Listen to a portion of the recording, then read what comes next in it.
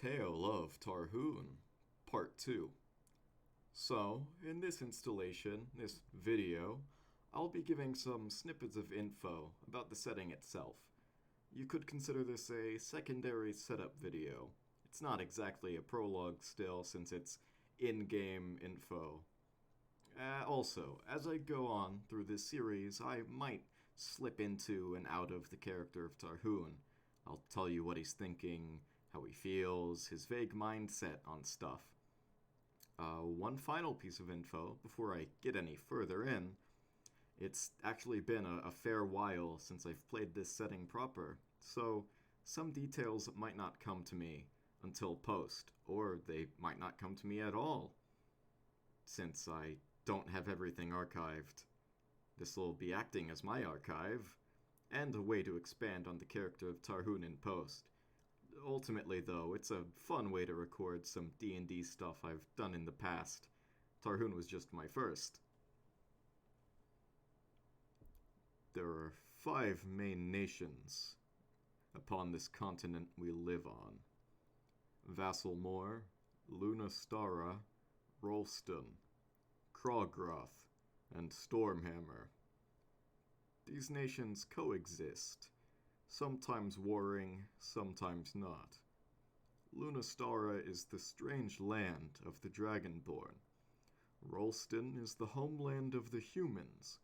Krogroth is the plains and the area around them that the orcs roam about. Stormhammer is where the dwarves reside. Gnomes seem to stick with the dwarves as well. Halflings do not have their own nation. They go where they please, all over. There is a story, a strange, shrouded piece of lore with mystery and dust upon it. This story speaks of a great, crawling darkness that will be the end of all things, living and unliving. The old and wizened know this story well, but none will speak of it. Sealed away, perhaps by the gods themselves, perhaps by folk heroes of legend, perhaps by the thing itself in a blind rage, the biting darkness cannot come loose unless let so by grand rituals that no mortal would dare cast. The current state of the world is fairly stable, appearance-wise anyway. The dragons of the world stay quite near to Lunastara, and as a result, so too do those that resemble them.